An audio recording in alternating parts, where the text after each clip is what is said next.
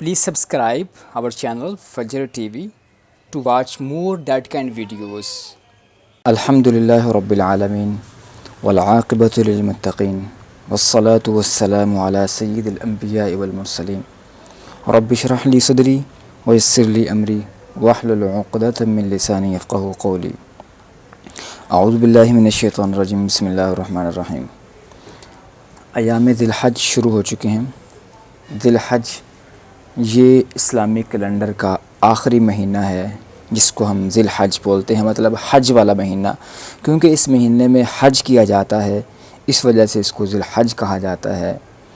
اور اس کی فضیلت قرآن مجید کے اندر احادیث مبارکہ میں بارہا بیان کی گئی ہے، اور اللہ رب العزت نے تو قرآن مجید میں قسم کھا کر اس مہینے کے ایام کو، ان 10 دنوں کے راتوں کو بڑی فضیلت کے ساتھ بیان کیا ہے، اور قسم کھا کر بیان فرمایا کہ والفجر ولیال عشر والشفع والوتر واللیل اذا یسر، یہاں تک سارے ذی الحج کے جو شروع والے 10 دن ہیں اس کی کیا ہے، اور اس کو تفصیل کے ساتھ یہاں پہ رکھا ہے۔ فرمایا کہ والفجر، اس سے مراد فجر سے صبح کے وقت کی قسم، فجر کے ٹائم کی قسم، فجر کی نماز کی قسم۔ فرمایا کہ یہ کون سی فجر کی نماز ہے یا کون سے فجر کا ٹائم ہے؟ فرمایا کہ یہ 9 ذی الحج اور 10 ذی الحج کے جو درمیان کی فجر ہے، اس فجر کی اللہ رب العزت نے قسم کھائی ہے۔ اور فرمایا کہ یعنی یوم عرفہ جو کہ 9 ذی الحج کو ہوتا ہے، اور یوم نحر جو 10 ذی الحج کو ہوتا ہے، اس کے درمیانی جو فجر ہوتی ہے اس کی قسم یہاں پہ فرمائی ہے۔ پھر ولیال عشر، اس سے مراد 10 راتوں کی قسم۔ وہ 10 راتیں کون سی ہیں؟ 1 ذی الحج سے لے کر 10 ذی الحج تک 10 راتوں کی قسم اللہ تعالیٰ نے فرمائی ہے۔ اور پھر فرمایا ولیال عشر، آگے فرمایا والشفع والوتر، والشفع سے مراد یہاں پہ فرمایا کہ 10 کے دن یعنی یوم نحر کی قسم یہاں فرمائی ہے۔ تو 10 کا دن، 10 ذی الحج کا دن یعنی یوم نحر کا دن۔ اور پھر آگے فرمایا والوتر، اور وتر یعنی تاک یعنی 9 تاریخ کی قسم، یوم عرفہ کے دن کی قسم یہاں پہ فرمائی ہے۔ واللیل اذا یسر، یہاں پر 9 اور 10 کے درمیانی رات کی قسم کھائی ہے۔ تو اس طرح جو ہے نا پورے 10 دنوں کو، بارہا اس کے راتوں کو، اس کے دنوں کو پہلے اجمالاً بیان کیا، پھر ان کو تفصیل کے ساتھ 9 اور 10 کو تو بہت ہی تاکید کے ساتھ ہر اس کے ٹائم کو، ہر گھڑی کو، دن رات کو، اس کے فجر کو بڑی تفصیل کے ساتھ اللہ رب العزت نے قسم کھا کر فرمایا۔ تو اتنے اہم دن ہیں۔ اس کے علاوہ ہم جتنے بھی دیکھ لیں، شب قدر کو دیکھ لیں، رمضان مبارک کے دیکھ لیں، اس کے علاوہ شب برات ہے، اس کی صرف اللہ رب العزت نے قسم کھائی، اللہ رب العزت نے صرف ان کو ایک بیان کیا ہے اور تاکید کے ساتھ ان کے بارے میں خبر دی ہے، لیکن یہ نہیں بولا، قسم کھا کر ان کو بیان نہیں فرمایا۔ فرمایا کہ انا انزلناہ فی لیلۃ القدر، بے شک ہم نے قرآن مجید کو لیلۃ القدر میں اتارا ہے، بڑی فضیلت والی رات ہے، 1000 مہینوں سے بہتر رات ہے، لیکن یہ نہیں فرمایا کہ قسم۔ تو ان کی جو ہے نا قسم کھا کر اس کے دن اور رات کو بڑی تفصیل کے ساتھ، بڑی تاکید کے ساتھ، بڑی اہمیت ان کی ظاہر ہوتی ہے ان سے۔ تو اب یہ سوال کیا جا سکتا ہے کہ حالانکہ رمضان المبارک فرمایا کہ سب مہینوں سے زیادہ افضل مہینہ ہے، سب اس کے راتوں کے بارے میں اللہ تعالیٰ نے بڑا فرمایا، تو پھر کیا تطبیق ہو سکتی ہے کہ بہترین دن یا راتیں کون سی ہیں رمضان المبارک، یا یہ 10 ذی الحج تک جو 1 ذی الحج سے 10 ذی الحج تک ہیں، کون سے افضل ہیں؟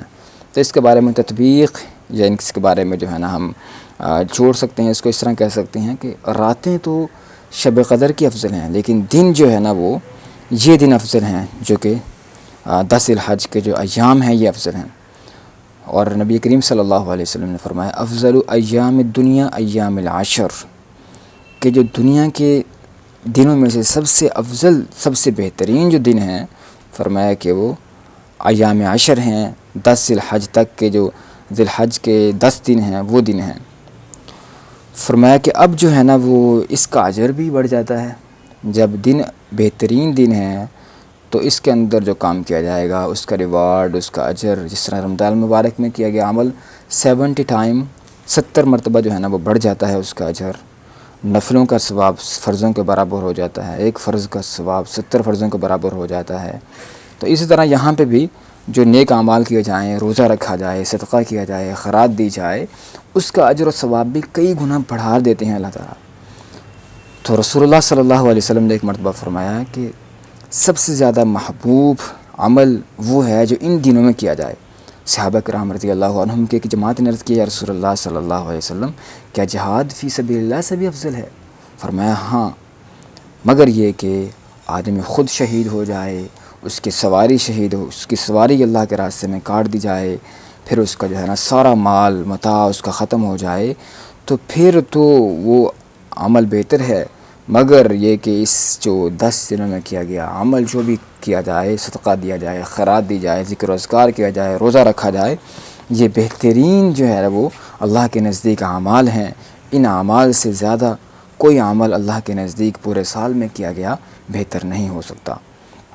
فرمایا کہ ما من ایام العمل الصالح فیہن احب الی اللہ من هذه الایام العشر، کہ کوئی عمل ایسا نہیں ہے جو اس کے علاوہ کیا جائے وہ بہتر ہو، جبکہ ان دنوں میں کیا گیا عمل سب سے بہترین اللہ کے نزدیک ہوتا ہے.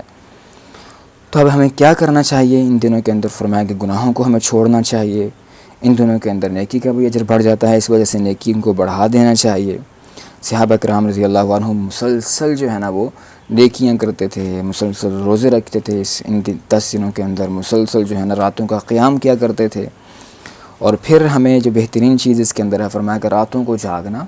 راتوں کو 3 حصوں میں جو ہے نا علماء نے فرمایا کہ تقسیم کر دیا جائے. پہلا جو ہے نا وہ سونے کے اندر، اور پھر دوسرا اپنے تقاضوں کے اندر. تیسرا جو حصہ ہے یعنی صبح کا جو حصہ ہے 2 ڈھائی 3 گھنٹے، 2 بجے کھڑا ہو دیا جائے تو 2-3 گھنٹے جو ہے نا وہ اللہ کی عبادت کی جائے. تو اس کے اندر کیا کیا جائے؟ جو مسنون اعمال ہیں، جس طرح فرمایا کہ استغفر اللہ ربی من کل ذنب واتوب الیہ، استغفار کیا جائے، اپنے گناہوں کے بخشش مانگی جائے.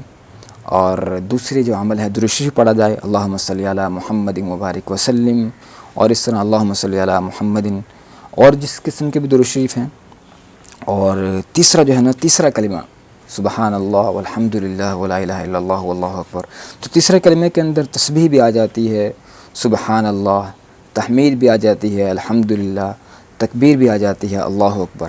تو تیسرا کلمہ جو ہے نا ایک بہت ہی مؤثر کلمہ ہے. فرمایا اس کے اندر تسبیح بھی ہے، تحمید بھی ہے، تکبیر بھی اس کے اندر آ جاتی ہے.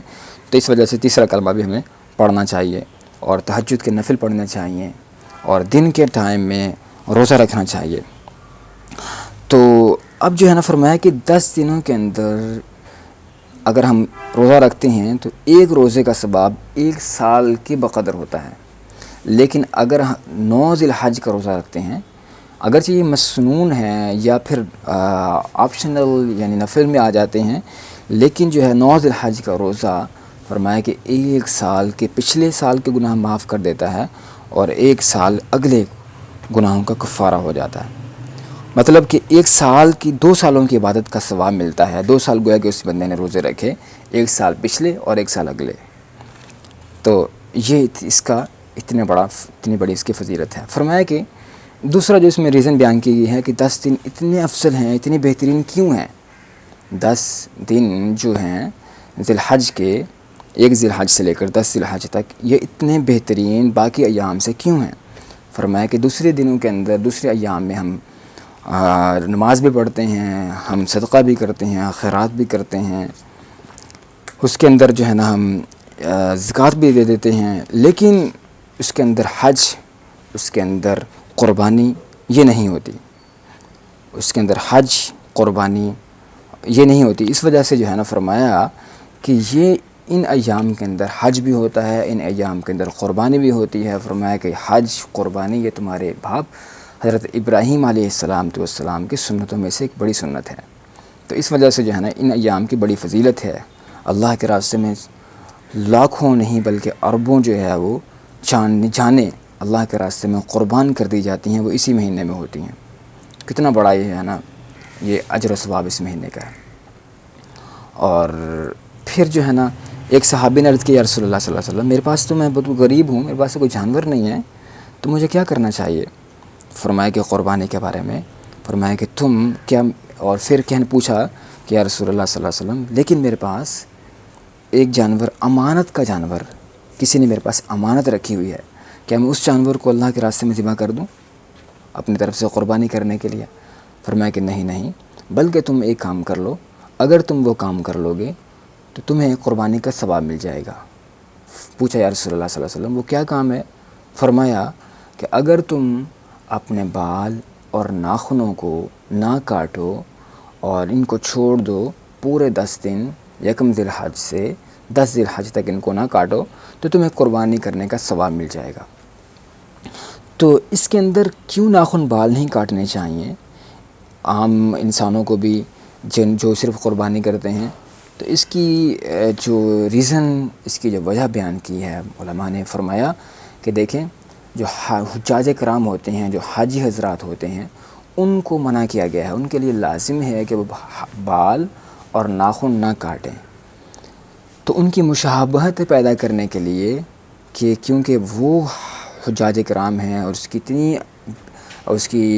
ان کی فضیلت بیان کی گئی ہے، فرمایا کہ جو حج کے لیے جو آیا اس کے جو ہے نا وہ سارے اللہ تعالیٰ گناہ کو بخش دیتا ہے، گویا کہ وہ اس طرح ہو جاتا ہے کہ آج ہی وہ ماں کے پیٹ سے پیدا ہوا ہے۔ تو شاید کہ اللہ تعالیٰ ہمیں وہی ثواب دے دے، کیونکہ ہم حاجیوں کی مشابہت اختیار ہم نے کی ہے، تو اس وجہ سے ہمیں وہی ثواب دے دیا جائے۔ تو اس وجہ سے ان 10 دنوں کے اندر عام انسانوں کو بھی کہا جاتا ہے کہ بہتر ہے کہ ان 10 دنوں کے اندر بال اور ناخن نہ کاٹے جائیں۔ دوسری بات یہ ہے کہ اگر ہم قربانی کے کوئی بندہ اہل نہیں ہے، تو غریب ہے، نہیں کر سکتا، تو اس کو ثواب قربانی کا مل جائے گا، جس طرح کہ یہ حدیث پاک میں آیا ہے۔ اور پھر اسی طرح جو ہے نا فرمایا کہ حج کے لیے اتنا حج کی فضیلت ہے جو ان 10 دنوں میں حج ہوتا ہے۔ فرمایا کہ تمہارے جو ہے نا تم ریت کے ذروں کے برابر، آسمان کے ستاروں کے برابر، اپنے سر کے بالوں کے برابر بھی اگر گناہ لاؤ گے تو اللہ رب العزت تمہارے گناہوں کو معاف فرما دے گا۔ اور پھر جو ہے نا یہ ساری کی ساری ان 10 دنوں کی فضیلت ہے۔